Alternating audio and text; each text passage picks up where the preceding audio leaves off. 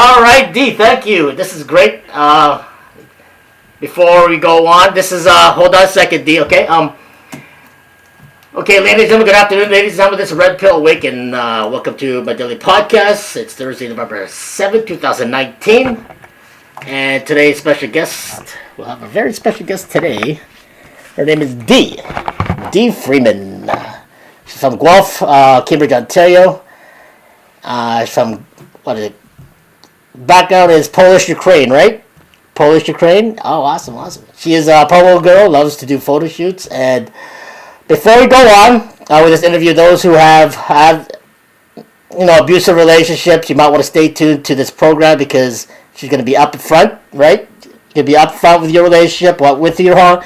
I'll leave that up to you. I'm just going to introduce to my audience about you. So this is a very interesting topic because every woman and guy who's been in a toxic relationship will understand. So give me 1 second. So she's been in an abusive relationship and was diagnosed with, what is it, BPD? Is that what it is? BPD? Okay. For those who are suffering the name abuse, you might want to stay tuned. And now, who we got? We got Dee is in the house. Welcome, Dee. How are you? I'm good. That's awesome. So, okay, I read your bio, and history seems pretty interesting. So, why don't you tell my audience a little more about yourself, where you live, nationality, where you're born, and so on, your relationship. Let's give me the nitty gritty. Yeah.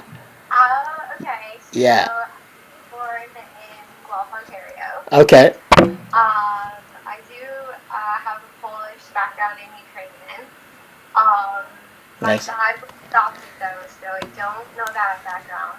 Right. And then I have moved to Cambridge and Kitchener off and on. Okay, I've been there. Nice. I have 2 kids. Nice. Okay. What are the ages? Guy, girl, what is it?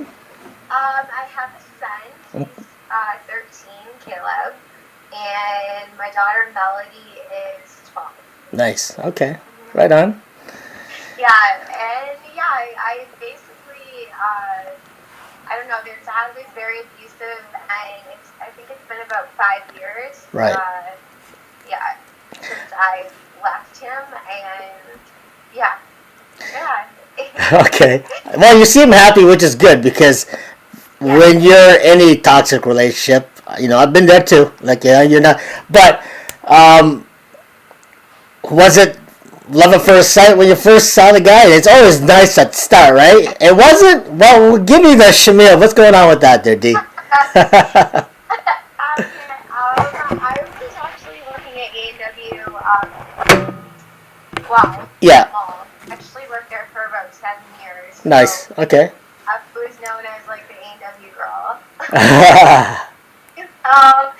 And he used to always come up to ask for a glass of water or to order something. It was just obvious. And then finally, I guess he decided to apply for a job, and he got the job, and that's how we met. But everybody was telling me that we should be together, like we make the perfect match, and I was like, no. And then finally, I said yes, and then it was like 13 years later. Different story. Okay, but different story 13 years later, but from the beginning, there's always a spark. Like, how could there not be a spark, right? There's got to be a spark. What struck you to the guy while you found interesting? Was it the chase that did you like the chase, that he came to you consistently, or what? Give me the schmeal on that. I think what it was that he made me feel like I was like the only girl that he loved. Like, it was very much so Right. obsessed about me. Right. But then it got worse, like, as the years went by, or even months or weeks. It was like, it started off with just like, like him shoving me or something, and then apologizing and all that. But right. He ended up, he is a very, like, I can honestly say he's a very good person for other people, maybe. Right. I do happen to know I am his problem. and I guess, yeah. You are his problem? Is that what you're trying to say? Yeah. Well, okay, give me the definition. Why do you say that? Why did you say that? Well, see, like, I don't know if it's for sure, like, true, but, like, I was the only one that he's been abusive to, like, is physically. That is what he's told me. So Okay. I'm assuming I'm a big issue for him, but, Okay. yeah, like, he just, he got heavily into drugs in the end. Right. And I always promised myself that, you know, if the kids would witness any abuse, that I would, that would be it. And on Christmas Day, actually, it was 5 years ago, Christmas Day, he ended up locking us in the house, and he was going to set the whole house on fire. And, Whoa. yeah, it was definitely a very traumatic experience. And, yeah, like, we called the police, he took off and everything, but, yeah, definitely if you're in that situation, I recommend that, not trying to, I don't know, I guess you kind of have to mind play with them or trick them into thinking everything's okay. Right. Yeah. So the beginning of the relationship was good, right? At least good. Yeah, because I wasn't very close to my family. Like, I was actually, like, 17. I was young when I met him. Okay. So I was very influenced. He was a bad boy. I guess that's what made it. Or he's a pretend bad boy, sorry. Pretend. Not natural, just pretend. Yeah. Okay. Yeah, such a gangster, yeah. And then just, I guess, because he was so emotionally abused that I felt for him. And so it was really good at the beginning. It was like, you know, he was my best friend. Like, right. I had a really big connection with him, but it was just that his obsession, his jealousy, and his insecurities is what ate him alive, so. Okay, and he took it out on you, and you were the first one to get, right? Yeah, like, so he says, like, I don't know for sure, right. but that's what he says, and, you know, just knowing him and the degrees that he went to, like, he was definitely has a problem, like, mentally, I guess, yeah. Mentally. Okay, okay, with that mentally aspect, he was the guy who got really obsessed because he didn't want you to go out and have fun without him, or just got very insecure when you went out by yourself with your friends, is what got him thinking. See, like, even when I would go out with him, if he felt like I made eye contact with somebody, or I even looked in their direction, or say his friend came up and he thought I was looking at his friend the whole time. It doesn't even matter if his friend was speaking, but the fact that he was so insecure that he couldn't have anybody else around me. It was like, he always expected me to be a cheater. Like, I don't know, he's like, he had an ex that cheated on him, so he always treated me like I was that ex. Like, I paid for what she did. That's what it really feels like. Well, what nationality was he? He has Irish in him. Irish, okay. And yeah, he's like, he's from Canada. Like, he comes from a very like, I don't know. His dad abused drugs, abused him. It's a very abusive situation. So he kind of carried on that legacy of doing that and being that person. The one he always kind of said he never wanted to be. Wow. So, yeah, he ended up he ended up being the way he didn't want to be. So he was so. Yeah. Now he's just by himself, in and out of jail. Doesn't have any contact with the kids whatsoever. Did you plan it that way, or that you have full custody of the kid? Or? I have full custody, and there's a no contact order, because on Christmas Day he did Um, he thought I was laughing or something, so he punched me in the face. And my kids were there to witness it. Wow. And then he said he was gonna light the whole house on fire with all of us in it. So, like, for the kids' safety, like, he's not allowed to, like, go and pick them up anywhere. Like, he still has, like, a no contact order on me as well. Like, I could get in just as much trouble if I tried to contact him. So you just leave it as that, as long as you don't, you got like 100 meters away from each other. Is that what it is? Do not touch 100 meters, bang. So how does that work? So that means he doesn't have to see the kids then. You don't have to give him the kids, right?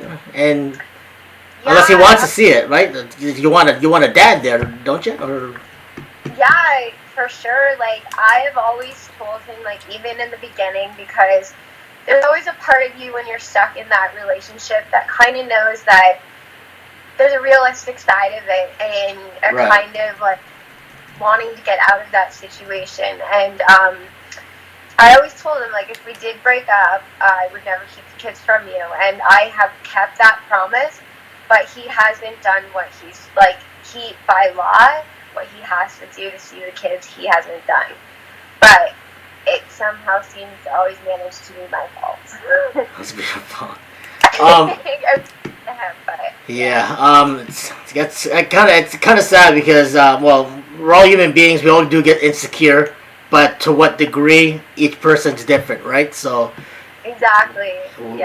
With him, I don't know him, but the fact is that when you're telling me and that he definitely needs to fix that issue, because if you can't even sit there and talk with your significant other and without getting jealous because you're staring at somebody accidentally or whatever, or it's like, who are you looking at? Wow, who's that, like that? Yeah, is that what it is? Yeah, that's how it was. Like, I got fired from jobs because he would sit there and watch me, and he'd be like, I know you talked to that guy, and, like, basically people that I work with, I have to talk to them.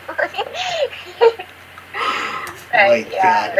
It really intense, and it was, I'm glad I'm out of it. At the same time, it was an experience to, like, learn how to be myself again. That's what I'm trying to figure out. Good. Again. That's awesome. So how long have you been trying to work on yourself to better yourself now? Has that been 5 years or? Yeah, 5 years has been like when I got out of the relationship, I thought that, wow, I'm free. Like, it's like, you feel like you're free, but then you realize you're not, because you're still stuck in living certain ways. You still have that fear. You still have that, like, it's almost like a chemical reaction that happens to you when, say, something goes wrong, or it's just a natural reaction because you've lived in that for so long. Right. I guess with the borderline personality disorder too, it's kind of like people with that, they suffer from not really knowing who they are. So with me, it's kind of learning how to come back to being what I say was normal, but I don't know, to everybody else, it's just like, it's like normal to them. But for me, it's like, go out sometimes, it's a struggle for me to want to go out and do things. Like, oh, back then. Pardon? Back then it was a struggle, right? Or now? I wasn't allowed to. I stayed home.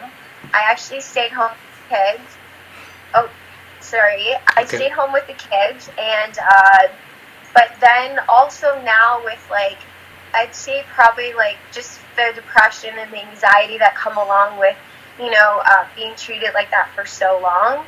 Sometimes it gets the best of me, and it's like, I guess it's a high and a low situation. It's almost like some people suffer with, bipolar. That's what I was diagnosed with at first. With bipolar? Yeah. Yeah. And they think it has to do with, being with my ex for so long, the impact that I guess I've had from that, and my childhood too. So, yeah. But I definitely am happy, and I'm definitely grateful that I can be who I want to be now, and not what I'm told to be. So, Right. It's definitely crazy, and I like sometimes I never thought that I would be able to too. So That you would so never able to live? Is that what you said?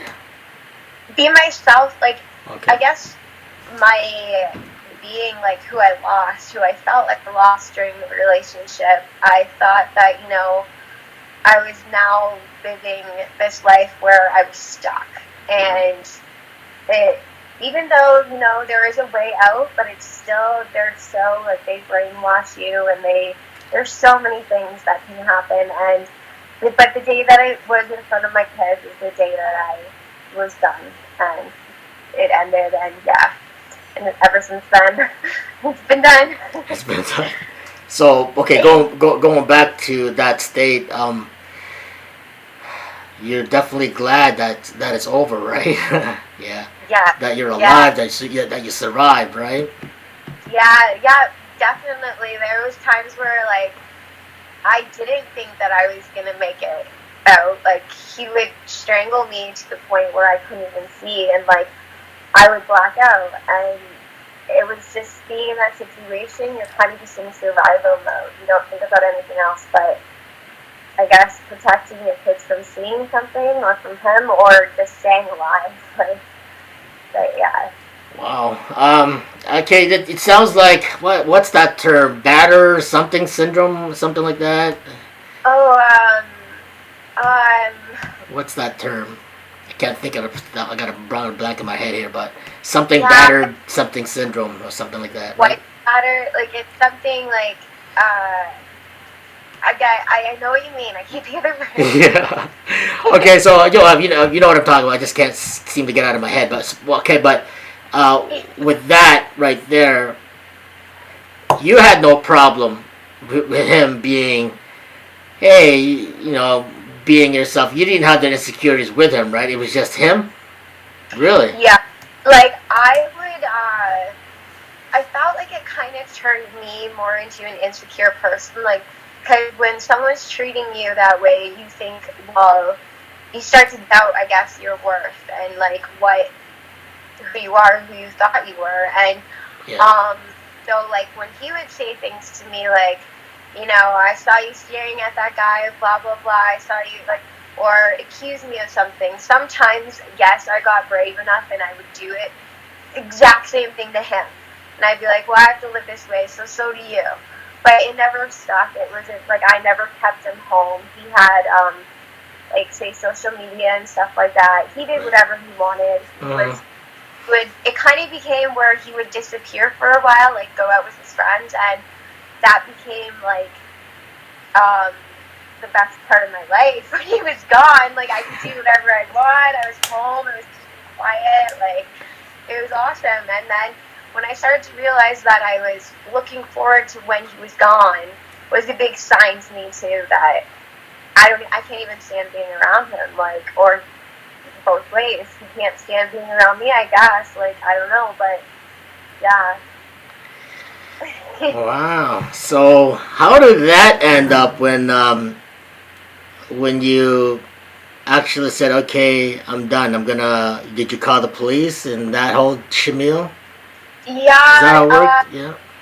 what had happened that I had already told him, which people who have like, say, abusive personalities or whatever, they have a hard time accepting no, like that, no, it's the end, like it's very hard to get away from them no matter what. Yeah. So I did blatantly tell him that it was done and I had lost all my feelings towards him.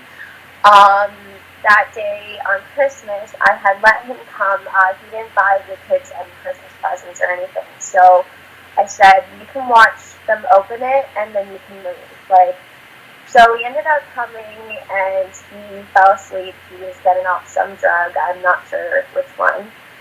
And he woke up and he was just a nightmare. And he told the kids to watch to make sure I didn't eat any of his food. He had the kids. We were all in one room, in the living room, with the curtain shut and everything, and no one was allowed to leave. And yeah, and so we had like the way I kind of tricked him and said, okay, I forgive you, everything's good, let's go upstairs with the kids and see their toys, or let's go, like, do something instead of sitting down here, please, like, and so we went upstairs, and I just so happened to have an old cell phone that's not hooked up. I've had a few of them, and my kids usually play with them.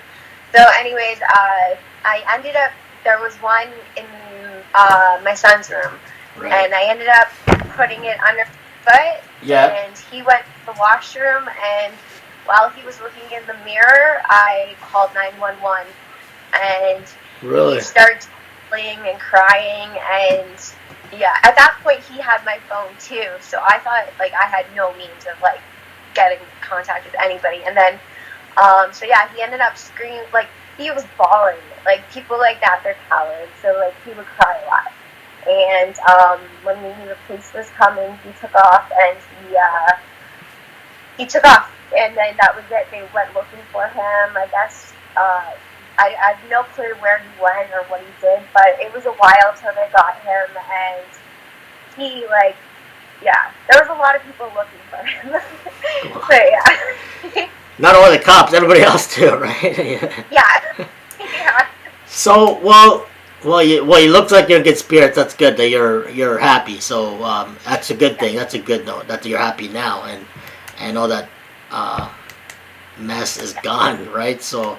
Definitely, yeah. Did you how did you get the diagnosis of borderline personality disorder? Like, did you get it from him, or did you always had it?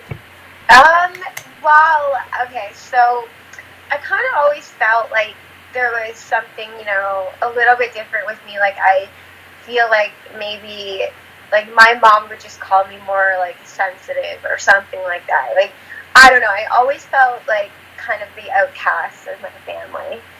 And so, I don't know, I was talking with him, my ex, and I was actually crying, and I just said, there's something wrong with me, and I can't figure out what it is. I'm going to the doctor, and he was just like, okay, I don't know. And so, anyways, I went to the doctor. I got diagnosed with bipolar. I went through, it was pretty hard because, like, they went through a lot of medications. Right. And trying them, and none of them worked. Right. It just seemed like I was either worse or just kind of numbing what was going on. I don't know. But, anyways, I ended up, actually getting together with somebody else. This is after my relationship with him. And actually, it was his best friend that I ended up getting together with, which is very odd and crazy. So you had to get together with his best friend, which made him to believe, wait a minute, so that's the insecurity. So, but you know what? Was that a good thing or was it a bad thing? In the beginning, she starts laughing. So, I'm sure back then it was a little bit, okay, what's going on here? Okay, yeah. Yeah, like, it was, I ended up with him, like, his best friend, who, he was never abusive. He does have his own issues, like, in his ways, but he ended up kind of, I guess we were arguing, and I decided to go to the hospital just to kind of figure out what was going on. Like, I kind of was self-blaming all of her problems on me and whatever, and so I went to the hospital. I stayed there for a few weeks, and that's when I got diagnosed with borderline personality disorder.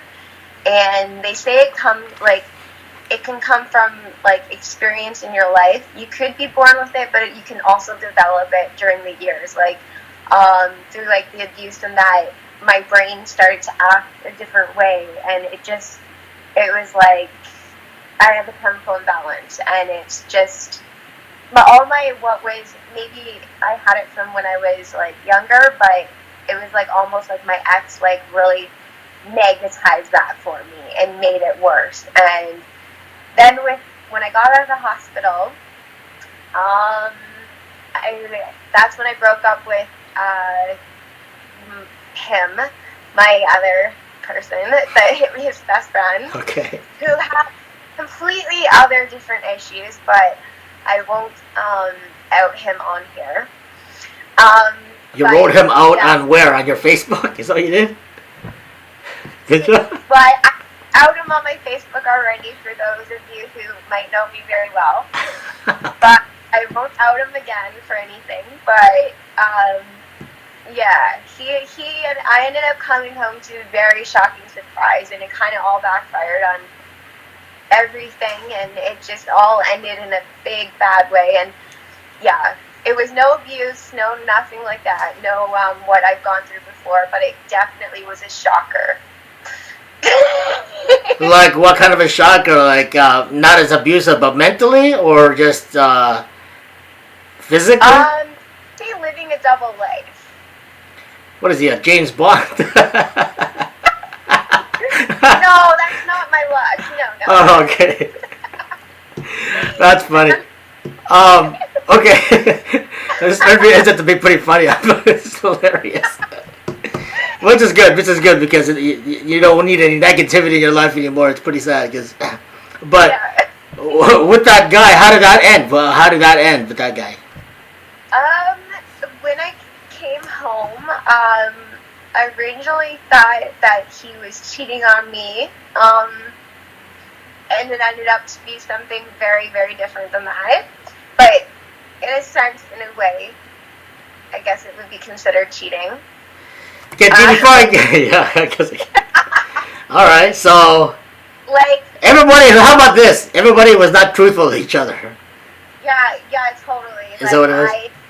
I let's just take it this way. I get up every day and I'm myself. He gets up every day and might decide to be somebody else. Okay. Is that split personality? Is that what we're talking about? Today I'm going to be Mr. Green. Tomorrow, Mr. Breen. Like, is that how it works? Or today I'm going to be a girl. Tomorrow I'm going to be a guy. Or next one I'll be an animal. Is that what it is? Yeah. Is that what it was? So he's a guy and a girl? He likes guy. He goes both ways?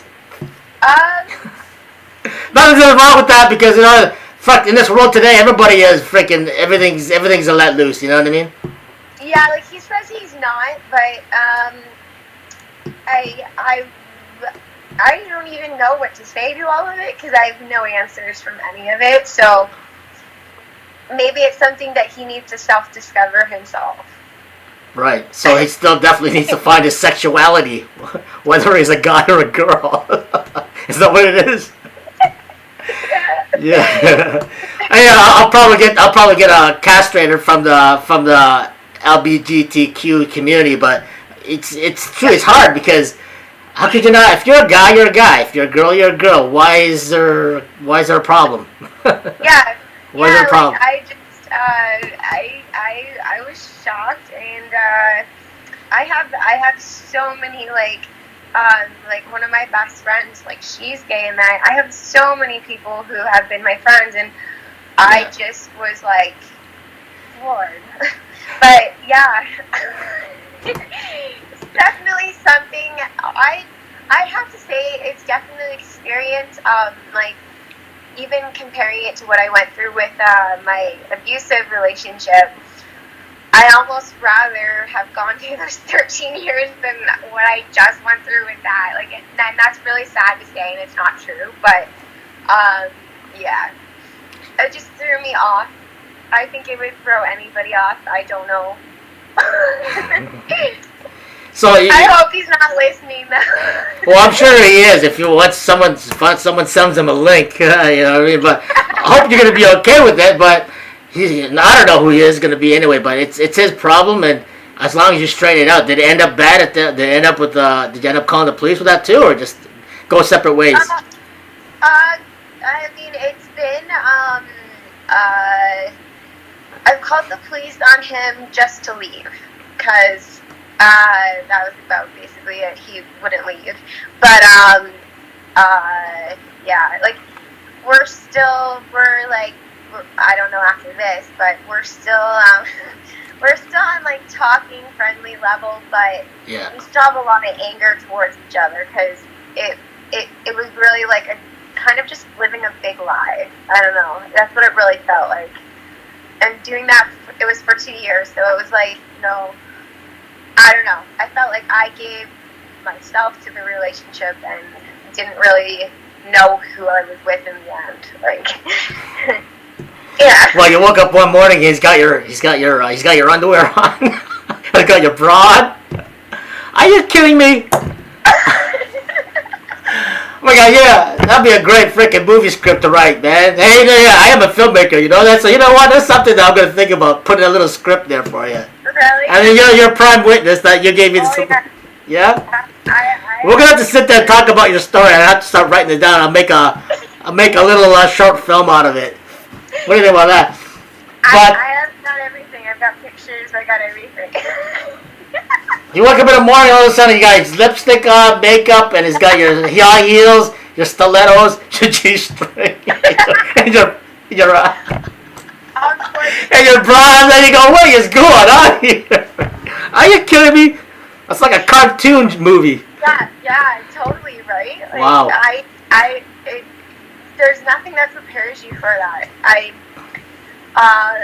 I've come to, like, I guess, forgive him, but it's like I still haven't forgotten what he did, cause I don't know. I still don't trust him because how could I? Like, I don't know how to, but yeah.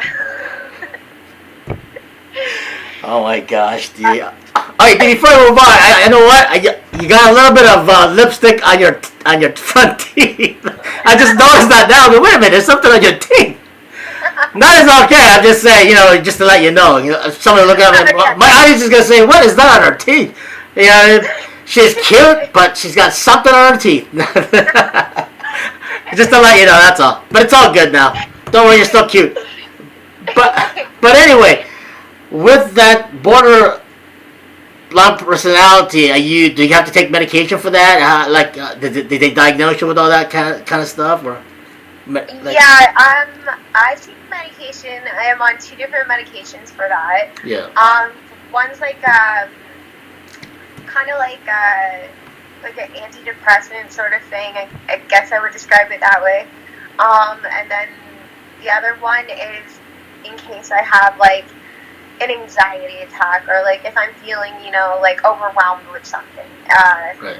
That's when that would step in. But it's like, yeah. I take medication for that, and I make sure that, like, staying healthy and being me is the most important thing for my kids. So. Oh, absolutely. How did your kids take it when you're in that up and down spiral?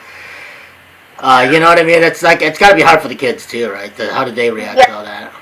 Yeah, like I had to sit down, like, because like going through all that abuse and stuff. It kind of looks all one-sided, things like the situation, right? Because it could be all his fault. It could be, like, I could be crying, but he could have really not have done something, because that's the reality of it, right? Like, so I kind of had to, like, sit down with the kids and say, like, some of my reactions I have to things, because, like, having borderline personality disorder is, they describe it as someone having, like, a third-degree burn on their skin, like, all the time. They go from, like, you can be extremely happy to extremely depressed, and you won't move for days, or you won't do anything. Or it could happen for 10 minutes, and you're fine, and you're not, like, it's so unexplainable, but, I definitely sort of told them that, like, Mommy does, I have this, and some of the things that I, sometimes it may seem like a big deal or whatever to me, and I'm, getting all worked up about it, but sometimes it is my fault. Sometimes I have to take ownership for, like, the way I've been to people, like, in my relationships and stuff like that. Having a relationship with that is very hard, and I'm very upfront with it because I don't want any surprises or, like,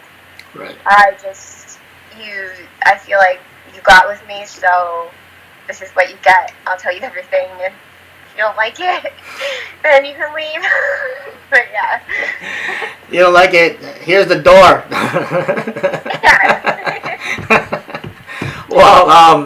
Well, that's good. I'm glad that you're okay, and hey, I've gotten to know you now, and I got to know your personality. You're very bubbly, which is good. You know what I mean? Yeah. And it's always, hopefully, it gets better from now on, and every day your step is a better day, right? So yeah. So okay, let's. What about your modeling? Like, how do you like that? When did that start? How did that make you feel better? Your modeling. When did that say, "Hey, I'm gonna start modeling"? Did you say, "Okay"? So, how did that work? Yeah, well, okay, so I guess, like, when I was younger, I guess it was before I met my ex, I was thinking about, like, I was into modeling and stuff, especially acting, like, that's what I wanted, but, I was into that. I did go for, like, an audition, I did get it, but the fact of just the transportation and stuff didn't work out. I was very young. So then after my relationship, actually the person that I dated, who was his friend, he actually is a promoter. Like, he went to school for promoting. Okay. And he got me into promo modeling. Like, I literally went to my first club, and then the next time I went, I was already working for them. Like, it was like, I just stepped right into it. I went to, I got to do photo shoots and stuff, and, like, I did the Toronto Sun and stuff like that. I like to do a lot of things for fun, especially if I can encourage other people to, like, do it too. It's kind of like opportunities that, like, I don't know, I never thought I would do. I would be in, like, even with, like, a low-cut top or something with my ex, like, that was a big deal. So now modeling, like, him seeing my, like, Facebook, my portfolio and all that is, like, I have no clue what he is. Like, he must be running upside down, go, what the hell's going on? Yeah, I was going, hey, what the, are you stripping now? What the hell? Are you a playboy? What the hell's that? Because she's all open. What's going on? Holy cow! Yeah. Like, so, well, you're okay with that though. You didn't. Did you start stripping at all, or you just went straight to modeling? Did you straight to modeling? Yeah. Okay. I just I think it was I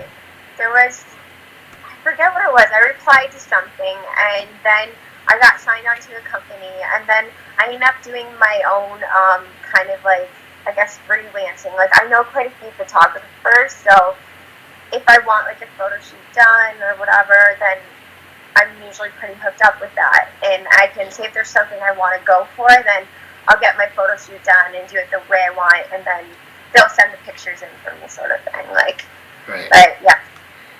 Oh. So do you like for that, when you go into modeling, you're exposing yourself, and then it's a good positive way because you're taking all the negative out of your past, and you're just you're doing what you love doing now, right? Yeah. Exactly. Yeah. And with that, do you?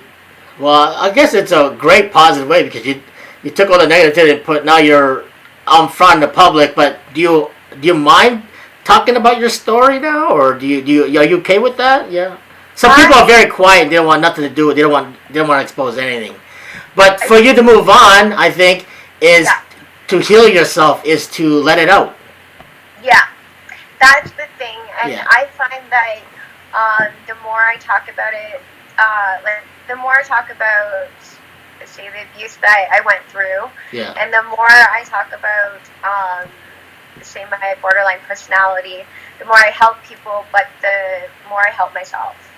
Because I can, like, the way I talk about it, sometimes I feel like maybe I'm sounding a little bit insecure, because I'm not, well, like, I mean, like, insecure to people who are in that situation. Right now, I can say it very easily. Before, it was a hidden fact, it was like, I was very fearful, but now it's like, I can,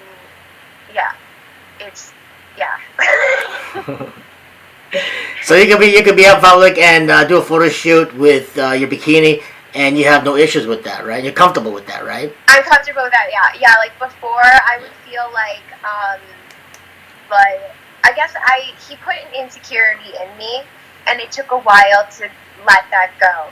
And I think modeling, because of course, you know, I'm not like a supermodel. Like I'm very short, and like I do have things about me that are not like they're, you know, I don't know, I miss shape or whatever, but like I don't know, it does give you that sense of feeling that like you can do something even though you've been told for years that you're not good enough. You can still go out and do it, and it doesn't matter even what age you are too. You can still feel good about yourself, and it sometimes it has to be yourself that does it for yourself. You know what I mean? It can't be somebody, because everybody relies on that person or somebody to make them feel good or something, but we're all human. Like, you all fail. Like, I fail. And we all gotta expect that. And I just have, like, that's my biggest thing. I've learned to be me, and know what I'm worth, I guess. Yeah. That's awesome. Did you end up going to therapy for that, or did you like do that on your own? How did that work for you? So I went to therapy. Well, I'm the worst for therapy, but I went to like the hospital and I got therapy there. Yeah. And I have kind of like, basically, it's just been me. Like, I haven't, like, having kids and stuff like that, I'm always putting them first, so it feels like kind of those things get put on the back burner and stuff like that. So it's like I might have a breakdown now and then, because like it still lives in me. That's still who I am, no matter who I'm with. I will still carry like some of the past with me. Yeah. But yeah. So what, you went to therapy when you were in the hospital, or do you like, yeah. Okay. When I was in the hospital, another thing with borderline personality disorder, it's very hard to get people to go to therapy for it. Right. Because there's only one kind of therapy that usually when you sign up for it, it takes about a year to get into it. And it's kind of discouraging, especially like because it's like, well, I don't even know where I'm going to be anymore for now. Like, right. I don't know. Like, and that's definitely something that's a weak spot in me, that I have not gotten the counseling or even probably talked about it as much as I should. And I would definitely recommend that to somebody as a healing process, because I've healed in some ways, but some ways I haven't. As much as I can say I'm happier now, I can still have those feelings where I get really low, and there's nothing I can do about it except for live through it and hope it passes. And yeah. Wow. So, what about? Okay, you're not close with your parents, though, right? Are you close? Did your parents know all of that stuff that went through you, or what? That's kind of tragic for them as well, unless they're not close with them, right? Or yeah, it's my parents. Actually, are they live in Woodstock, and they're they're children's pastors, so they're very straight to the book. Yeah. What? Straight to the book. Is that they're pastors? Yeah, like I understand that. They're there for me, but I have had a lot of I guess issues growing up with. Part of it was I did have this and I didn't know, and just certain things that have happened in my childhood, I've come to see in a different way that were not right. So I'm very guarded when it comes to my relationships and getting close. Even when it comes to my family, like, I don't really, like, they're there for me, but, and I hate to say this because it's sad to say, but they're not there for me at the same time. Like, they're there for me in their set of mind, but when it comes down to it, I'm a single mom. Like, I'm by myself. Like, there's nobody else I depend on except for, like, my kids just depend on me. Like, that's it. Right. Yeah. Wow, okay. So, you don't relate to your mom and dad at all? Do you guys ever like say, hey mom, this, explain like your problems with them, or you just don't keep contact with them, or you chose that?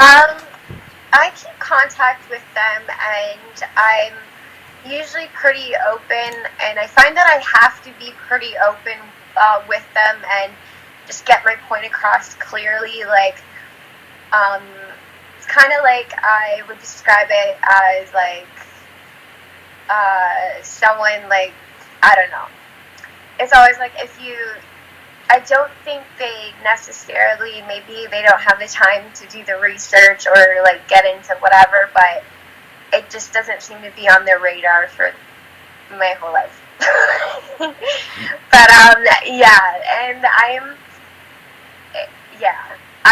don't know, me and my mom growing up, we definitely butt heads like a lot.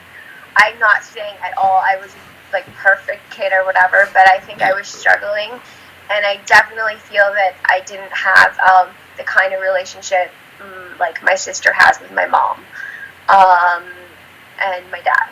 Like, they're like a team. Like, they're together. They're like a team. I'm on the outside.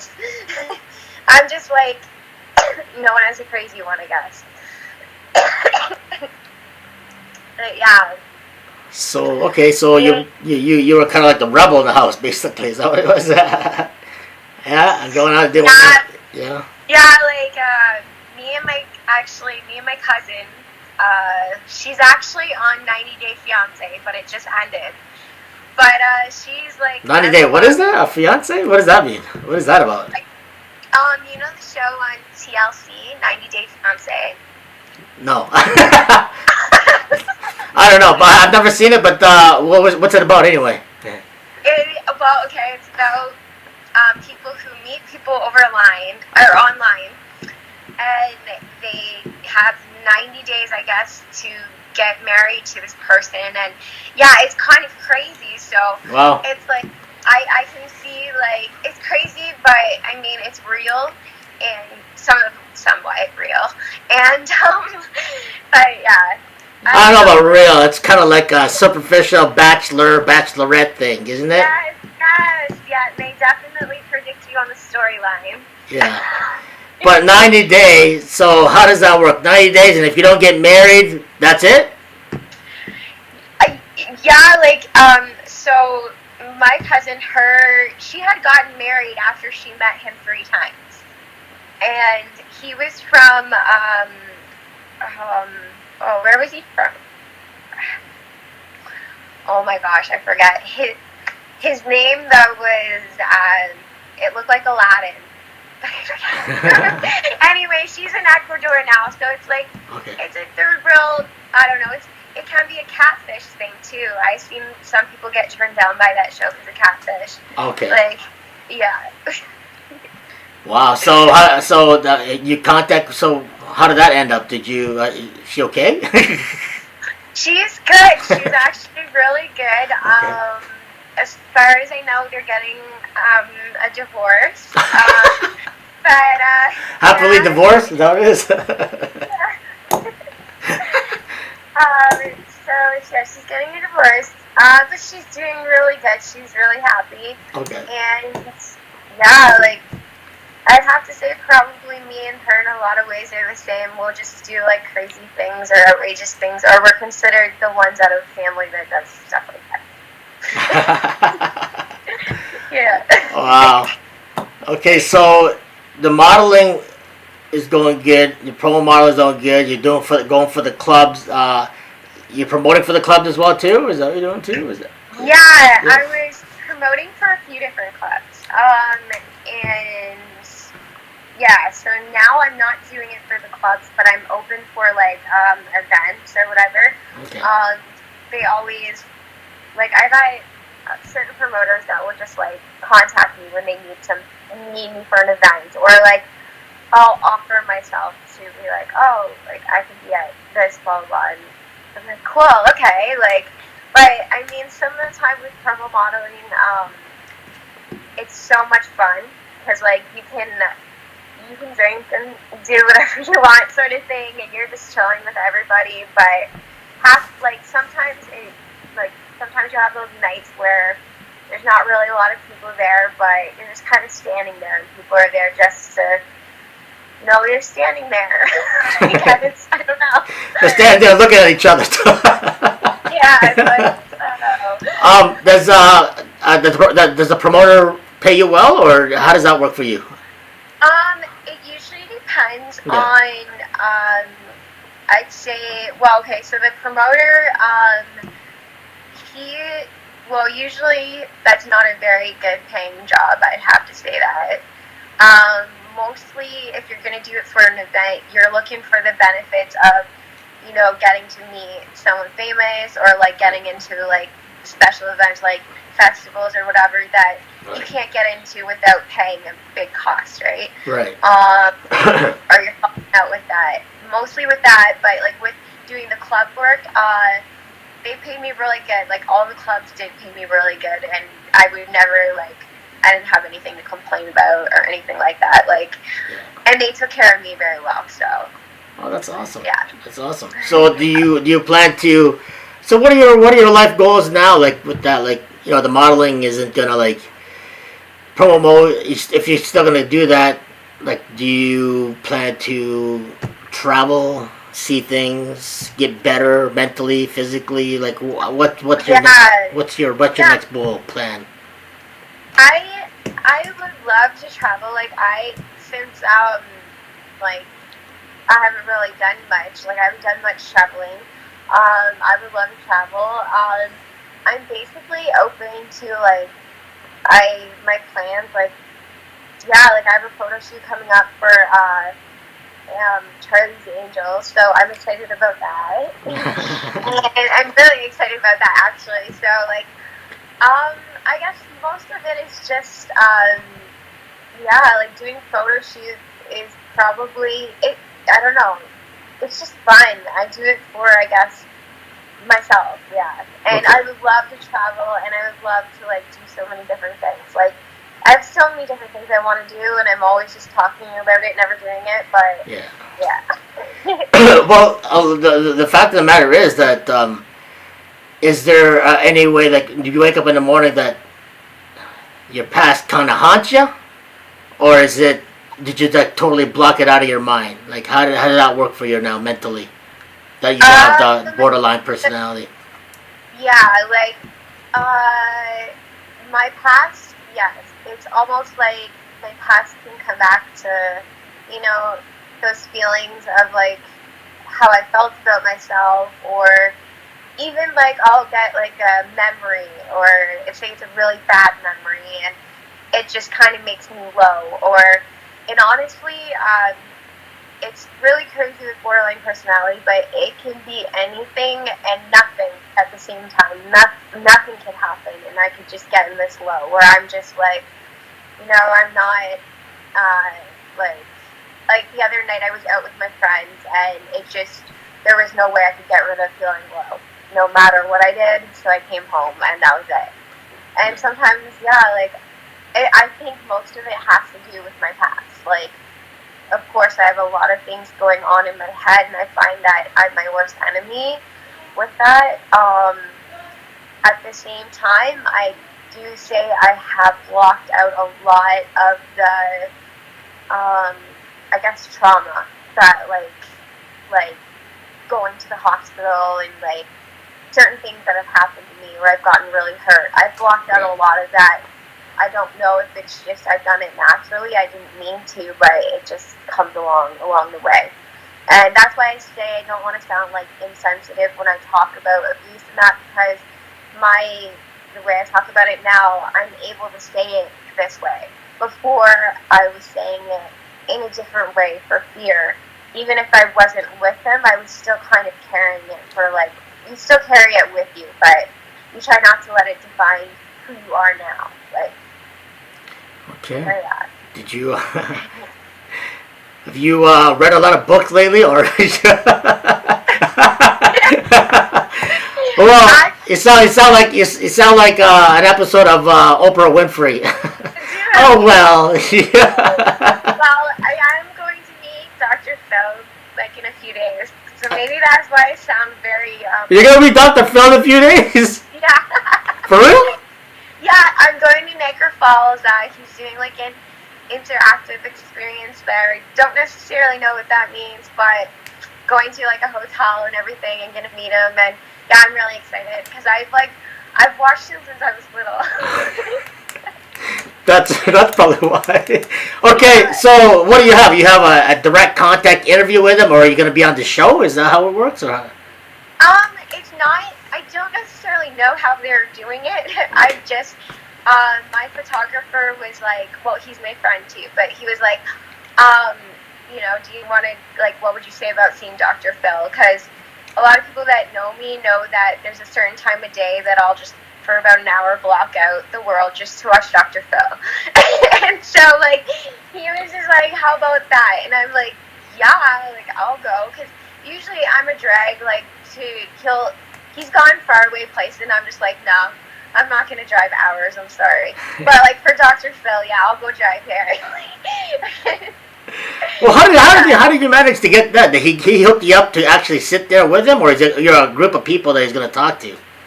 I think it'll be like a group of people, and I'm not sure exactly how it's working. Like, I'm really not sure. Actually, he's going to be in London too. I don't know what he's doing there, but yeah, like, so it's at a hotel, and he's doing some kind of event thing there. So I'm assuming I'll get to meet him, and if I have my way, I will. But yeah.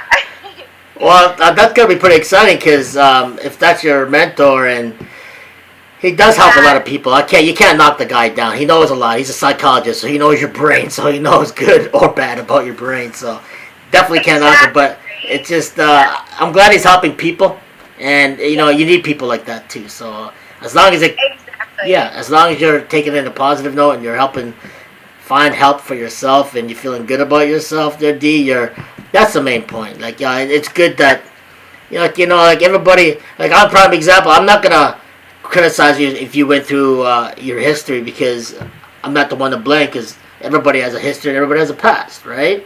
Exactly, yeah. To what degree, I don't know, some more than whatever, but that's why I love talking to people about their history and get it out there because I'm not afraid of my history too. That's why I got my channel, you know what I mean?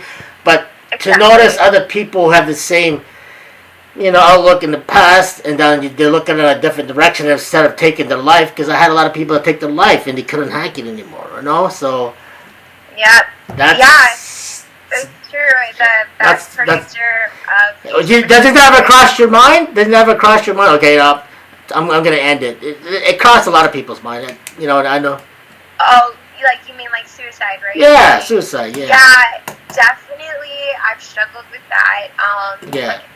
Especially, like, being, I guess, in my younger years. And then it kind of came to the point where, because I have kids, that's what, it's changed to, that's what I live for. Like, and my kids, like, if you look at their lives, like, they don't have their dad in their lives. Like, I'm their everything at this point. So it's like they need me. So I have to realize how I'm a priority. Like, right. But yeah. Well, Dee, you know what? I'm glad I've got to know you. You've been on my Facebook friend for years, I guess, and I'd love to send me some of your photos so that I could post it on my video so that I could promote you. Okay? Okay, yeah. So once I'm done with cutting video editing of the podcast, I need some of your photos, your best that you like and that you want on, and I'll plant it in there so that also promoting yourself. You know what I mean, Dee? So. Okay, yeah. Okay, awesome. So you got another minute left of this interview, and I'm so glad I met you. Anything you want to say to my audience, and how do the people reach you? Like, where do the people reach you?